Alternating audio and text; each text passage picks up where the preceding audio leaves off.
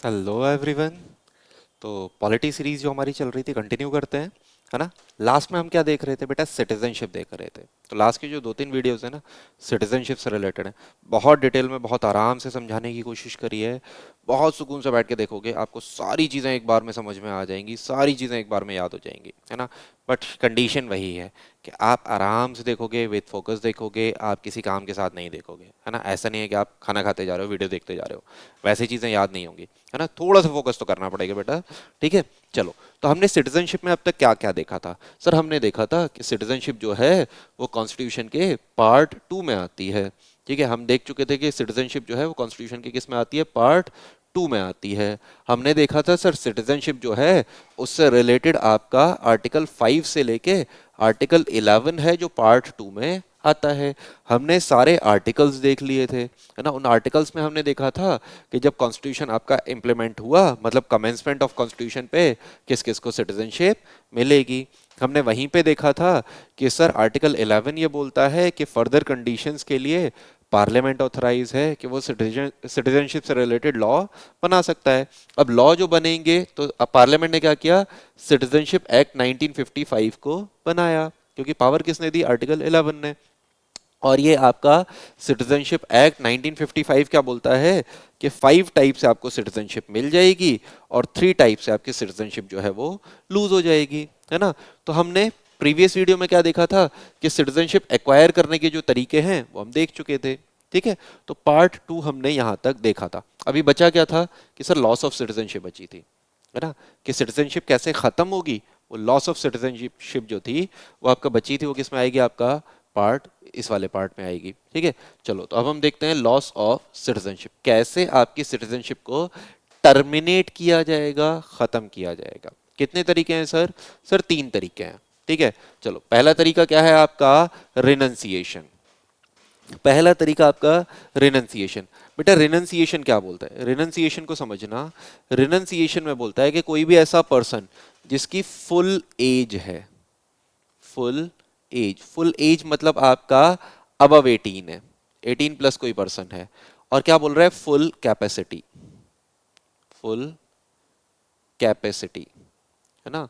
कोई भी एक पर्सन है जिसकी फुल एज और फुल कैपेसिटी, फुल कैपेसिटी मतलब वो अपनी नॉर्मल कंडीशन में है, उसका ब्रेन प्रॉपरली वर्क कर रहा है, उसे मारा पीटा नहीं गया है, उसे परेशान नहीं किया गया है, उसे मेंटली टॉर्चर नहीं किया गया है। तो मतलब जो उसकी एक नेचुरल कंडीशन है, उस नेचुरल कंडीशन में कोई 18 प्लस पर्सन है, और अगर वो अपनी मर्जी से अपनी सिटीजनशिप को खत्म करता है, वो बोलता है कि सर मुझे अब इंडियन सिटीजन नहीं रहना, मैं अपनी सिटीजनशिप को जो है वो टर्मिनेट करना चाहता हूं, मैं अपनी इंडियन सिटीजनशिप को खत्म करना चाहता हूं, तो वो पावर उसे जो दे रखी है वो किस में दे रखी है?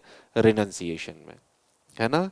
तो रिनंसिएशन में हमने क्या बोला कि when a person of full age and capacity, एक फुल एज और फुल कैपेसिटी का जो पर्सन है, जब वो अपनी मर्जी से अपनी इंडियन सिटीजनशिप को लूज करेगा, है ना, जब वो लूज करेगा अपनी सिटीजनशिप अपनी चॉइस से, तो वो परमिशन उसे किस में दे रखी है? रिनंसिएशन में। इजी तरीका है, बहुत इजी सा है। ठीक है, चलो। अगला तरीका क्या है? By termination. अगला तरीका क्या है आपका? By termination. क्या आपकी सिटीजनशिप को जब टर्मिनेट कर दिया जाएगा, खत्म कर दिया जाएगा, है ना, वो वाली कंडीशन क्या है? वो आएगी आपकी टर्मिनेशन में। यहां पे भी कंडीशन वही रहेगी कि जब कोई फुल एज और कैपेसिटी का पर्सन है, और फुल एज और कैपेसिटी वाला पर्सन जो है वो आपका क्या करे? किसी दूसरे कंट्री की सिटीजनशिप को एक्वायर कर ले।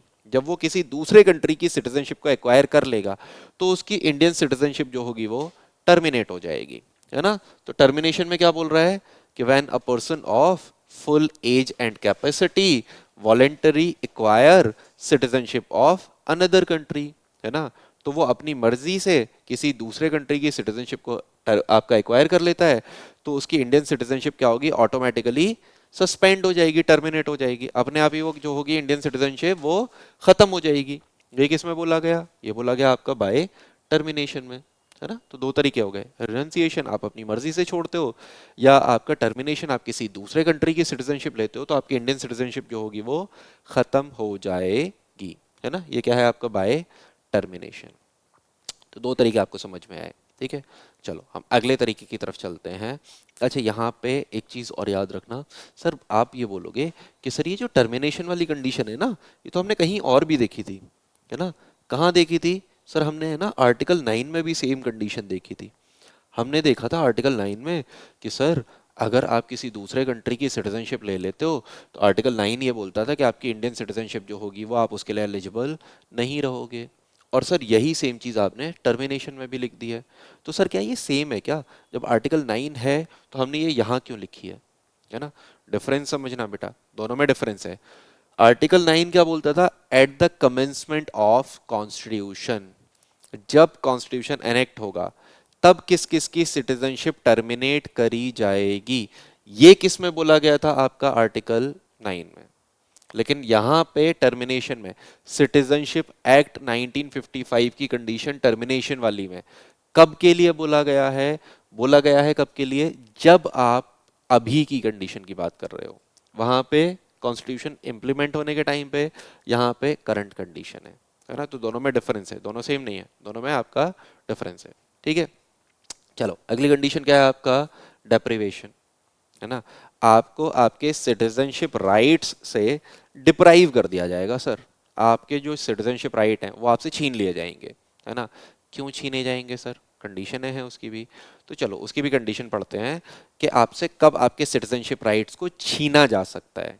तो बेटा अगर आपने सिटीजनशिप ली है तो आपने डॉक्यूमेंट दिए होंगे कि मैं इस कंट्री से बिलोंग करता हूँ, मैं इतने दिन इंडिया में रहा हूँ, मेरा ये वीज़ा है, मेरे पासपोर्ट पे ये सील लगी हुई है, इंडिया जब मैं आया था तब की सील है, मैं कंटिन्यू इंडिया में इतने टाइम तक रहा हूँ, और मेरी जो शादी, अगर मैंने शादी करी तो मेरी शादी के डॉक्यूमेंट जो है वो सही है। मतलब आपने एक्स वाई जेड जो भी डॉक्यूमेंट दिए हैं, अगर आपके वो डॉक्यूमेंट सही है आपकी सिटीजनशिप कंटिन्यू रहेगी।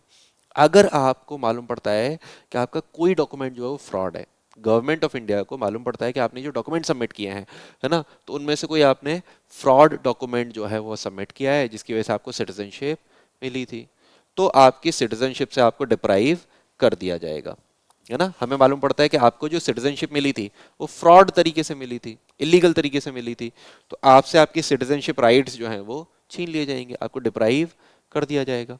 ठीक है, अगली कंडीशन हम देखते हैं। अगली कंडीशन में क्या है कि अगर कोई आपका इंडियन सिटीजन है जिसने नेचुरलाइजेशन वगैरह से सिटीजनशिप ली है, बट वो डिसलॉयल है किसके लिए? कॉन्स्टिट्यूशन के लिए। मतलब कॉन्स्टिट्यूशन में जो चीज़ें बोली गई हैं वो उसे फॉलो नहीं कर रहा।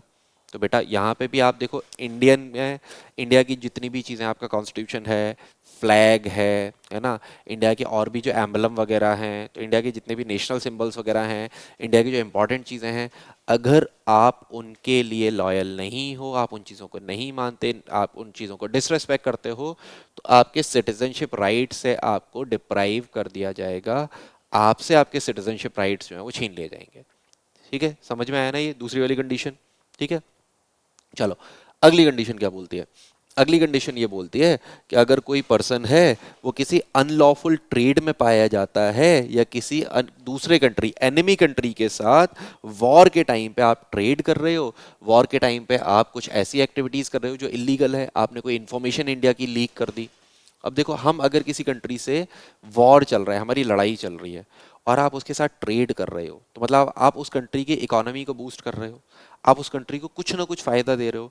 तो बेटा हमारे यहाँ सैनिक लड़ रहे हैं, हम वहाँ उससे लड़ रहे हैं, उस देश को हराने की कोशिश कर रहे हैं, और आप उस देश को सपोर्ट कर रहे हो, तो आप हमारे एनिमी की तरह ही तो एक्ट कर रहे हो। आप अपने पर्सनल बेनिफिट की वजह से आप हमारे एनिमी के साथ ट्रेड कर रहे हो, चीज़ें कर रहे हो, है ना, अनलॉफुली आप चीज़ें उनसे डील कर रहे हो, उसे कोई इन्फॉर्मेशन लीक कर रहे हो, तो आपको सिटीजनशिप नहीं मिलनी चाहिए ना। आप इंडियन सिटीजन क्यों कहलाओगे जब आप अपने देश के लिए चीज़ें नहीं कर सकते? इस वजह से अगर आप कोई अनलॉफुल ट्रेड करते हो एनिमी कंट्री के साथ, वो भी स्पेशली वॉर के टाइम पे, तो भी आपको आपके सिटीजनशिप राइट से डिप्राइव कर दिया जाएगा। समझ में आया ये तीसरी कंडीशन? ठीक है, चलो डेप्रिवेशन में अगली कंडीशन देखते हैं। देखो 5 कंडीशन है डेप्रिवेशन में, ये याद रखना, है ना, आपके लिए नॉर्मली भी याद रखना जरूरी है। ठीक है, चौथी कंडीशन, आपने सिटीजनशिप ली सर नेचुरलाइजेशन से, या आपने सिटीजनशिप ली रजिस्ट्रेशन से। आपने मान लीजिए 2021 में सिटीजनशिप एक्वायर करी थी, आपको 2021 में इंडियन सिटीजनशिप मिली थी नेचुरलाइजेशन या रजिस्ट्रेशन से, है ना, और आपने क्या किया, आपको विद इन 5 ईयर, मतलब 2026 से पहले सिटीजनशिप एक्वायर करने के 5 ईयर के अंडर अंडर अगर आप किसी फॉरेन कंट्री में गए और फॉरेन कंट्री में आपको पनिशमेंट मिल गया और आपको जेल में डाल दिया गया, है ना, तो अगर आपको 2 साल से ज्यादा की जेल मिलती है किसी फॉरेन कंट्री में, अगर आपको 2 साल या उससे ज्यादा की, आपको 2 ईयर या इससे ज्यादा की अगर आपको इम्प्रिजनमेंट मिलता है, पनिशमेंट मिलता है किसी फॉरेन कंट्री में, with in 5 year of acquisition of citizenship, with in 5 year after registration या नेचुरलाइजेशन, तो हम सर आपकी सिटीजनशिप राइट्स जो है ना वो आपसे छीन लेंगे, डिप्राइव कर देंगे। क्यों डिप्राइव कर देंगे? सर हमने बोला ही था नेचुरलाइजेशन में कि हमें वो पर्सन चाहिए जिनका कैरेक्टर गुड हो, अच्छे कैरेक्टर के लोग चाहिए सर हमें। हमें ऐसा नहीं चाहिए कि आप जो है वो क्राइम करते हो, और वो भी आपने सिटीजनशिप, हमने आपको सिटीजनशिप दी ट्रस्ट के बेसिस पे। आपने क्या किया? आपने जो देश की इमेज है वो आपने खराब कर दी, है ना। आप दूसरे देश में गए और वहां आपको जेल दे दिया गया। कितने दिन का? 2 साल का सर। तो आप समझ रहे हो, क्या आपने छोटा मोटा क्राइम तो नहीं किया होगा, कोई बड़ा क्राइम ही किया होगा इस वजह से। तो वहां पे क्या होता है, कंट्री की इमेज जो होती है वो खराब होती है। आपको, आप इंडिया में क्राइम करते, इंडिया में किसी जेल में पड़े रहते, कोई दिक्कत नहीं थी। ये इंडिया के लिए नहीं है। अगर इंडिया से बाहर आपने कोई क्राइम किया और वहां पे आपको पनिशमेंट मिला 2 या 2 साल से ज्यादा का, तब आपके जो इंडियन सिटीजनशिप है वो आपसे छीन ली जाएगी, डिप्राइव कर दिए जाएंगे आपको राइट्स, आपको इंडियन सिटीजनशिप के राइट्स वो हैं नहीं मिलेंगे। ये कंडीशन समझ में आई? तो ये 4 कंडीशन हो गई। एक पांचवी कंडीशन और होती है। क्या होता है कि अगर आप इंडिया से बाहर रह रहे हो और 7 ईयर या उससे ज़्यादा कंटिन्यू आप इंडिया से बाहर हो और आप इंडिया में कोई भी इंफॉर्मेशन नहीं दे रहे। आपको शायद पता होगा, या नहीं पता तो यहाँ समझना कि जब आप किसी भी कंट्री में जाते हो ना, दूसरे कंट्री में, तो आपकी एम्बेसीज होती हैं। अगर आप यूएसए में जाओगे तो यूएसए में इंडिया की एम्बेसी होगी, तो आपको इंडियन एम्बेसी में कुछ एक फिक्स ड्यूरेशन होता है। मान लीजिए 1 मंथ का हो गया, 2 मंथ का हो गया, 5 मंथ का हो गया, 6 मंथ का हो गया। तो कुछ ड्यूरेशन के बाद आपको एम्बेसी में जाके अपनी प्रेजेंस दिखानी पड़ती है, आपको ये बताना पड़ता है कि सर हाँ मैं हूँ, मैं जिंदा हूँ और मैं यहाँ ये चीज़ें कर रहा हूँ। मतलब आपको अपनी प्रेजेंस नोटिस करानी पड़ती है कि आप एग्जिस्ट करते हो। तो 7 ईयर तक अगर आप इंडिया से बाहर रहते हो और आप इंडियन ऑफिस में इन्फॉर्म नहीं करते, है ना, आप इंडिया वापस लौट के नहीं आते, आपका कोई पासपोर्ट वीज़ा पे स्टैम्प नहीं दिखता कि आप इंडिया आए थे या नहीं आए थे, या आप इंडियन एम्बेसीज वगैरह को रिपोर्ट नहीं करते हो, तो भी क्या होगा, आपके सिटीजनशिप राइट से आपको डिप्राइव कर दिया जाएगा। आपसे आपके सिटीजनशिप राइट्स जो हैं वो छीन लिए जाएंगे। तो चीज़ें समझ में आई है ना। 3 तरीके हो गए आपके सिटीजनशिप खत्म करने के। कौन सा? रिनंसिएशन, अपनी मर्जी से छोड़ दी। टर्मिनेशन, टर्मिनेशन में क्या है, आपने किसी दूसरे कंट्री की सिटीजनशिप एक्वायर करी तो आपकी सिटीजनशिप खत्म हो गई। और तीसरा तरीका क्या है? डेप्रिवेशन। डेप्रिवेशन में आपको 4-5 कंडीशनें दे रखी हैं जिससे आपकी सिटीजनशिप से आपको डिप्राइव कर दिया जाएगा, आपके राइट्स जो हैं वो छीन लिए जाएंगे। ठीक है। तो हमने क्या देखा सिटीजनशिप एक्ट में? सर हमने देखा 1955 में आया था, कई सारे ईयर में वो अमेंड हुआ था। 5 तरीके बताए थे जिससे सिटीजनशिप मिल सकती है, 3 तरीके बताए थे जिससे सिटीजनशिप जो है वो खत्म हो सकती है। तो यहाँ तक हमने देख लिया था ना। चलो अब एक लास्ट चीज़ और देख लेते हैं, फिर आपका सिटीजनशिप या पार्ट 2 जो है वो खत्म हो जाएगा। अब क्या है, बहुत सारे ऐसे राइट हैं जो सिर्फ इंडियन सिटीजन को मिलते हैं, है ना। हम एलियंस को, है ना, जो आपके सिटीजन नहीं है उन्हें हम क्या बोलते हैं? एलियन। जो सिटीजन है इंडिया का उसे हम इंडियन सिटीजन बोलेंगे, जो इंडियन सिटीजन नहीं है उसे हम क्या बोलेंगे? एलियन बोलेंगे। तो बहुत सारे ऐसे राइट्स हैं जो आपका केवल इंडियन सिटीजन्स को मिलते हैं, एलियंस को नहीं मिलते। तो वही वाले राइट्स आपका देखते हैं। ठीक है, तो बहुत छोटा सा है, आप याद रखना। आर्टिकल 15 है, किसे मिलेगा? इंडियन सिटीजन को। आर्टिकल 16 है, किसे मिलेगा? इंडियन सिटीजन को। आर्टिकल 19 है, किसे मिलेगा? इंडियन सिटीजन को। आर्टिकल 29 और आर्टिकल 30, है ना। इन आर्टिकल्स में क्या आता है वैसे हम आपका पार्ट 3 में पढ़ेंगे, बट फिर भी मैं आपको शॉर्ट में बता देता हूँ, है ना। आपको बोला जाए कि आपका सेक्स के बेसिस पे, रेस के बेसिस पे, रिलीजन के बेसिस पे, कास्ट के बेसिस पे, प्लेस ऑफ बर्थ के बेसिस पे, है ना, इन बेसिस पे आपको डिस्क्रिमिनेट नहीं किया जाएगा, है ना। आर्टिकल 16 क्या बोलता है? आपको जो पब्लिक एम्प्लॉयमेंट है उसमें इक्वल अपॉर्चुनिटी मिलेगी। इक्वल अपॉर्चुनिटी मिलेगी आपको किसके बेसिस में? पब्लिक एम्प्लॉयमेंट के बेसिस में। आर्टिकल 19 क्या बोलता है? राइट टू फ्रीडम, आपको स्पीच का फ्रीडम है, आपको इंडिया में कहीं पे भी आने जाने का फ्रीडम है ना।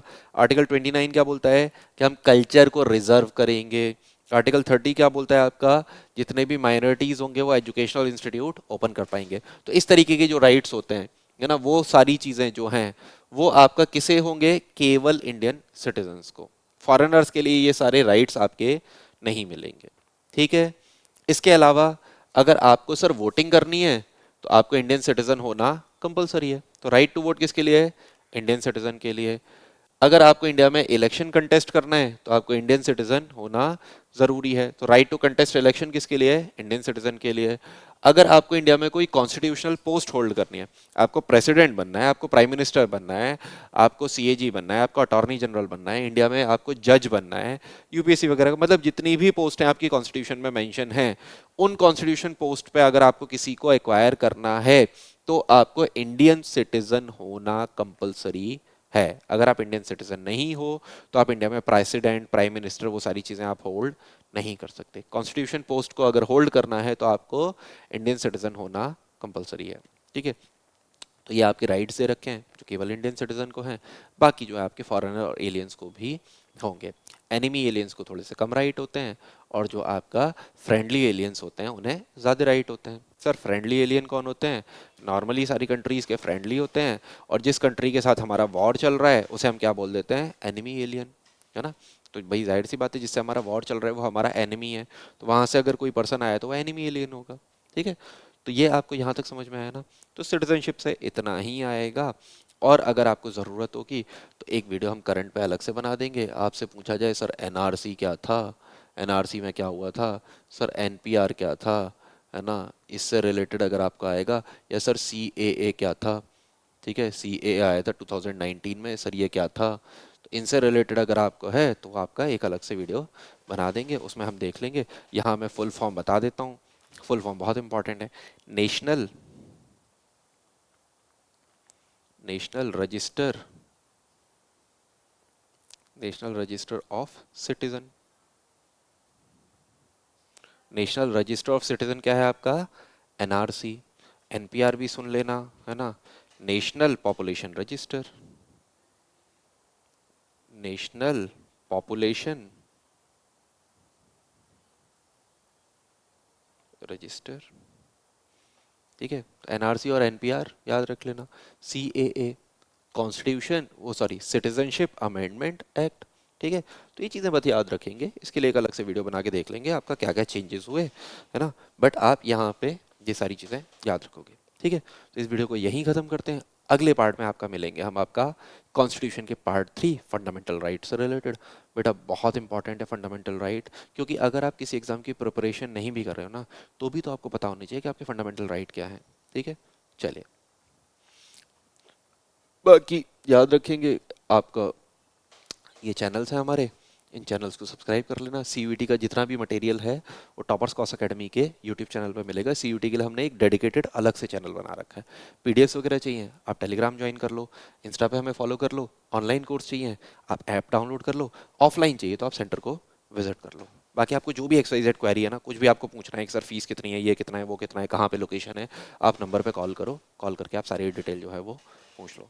ठीक है, चले तो इसको वीडियो को हम ख़त्म करते हैं।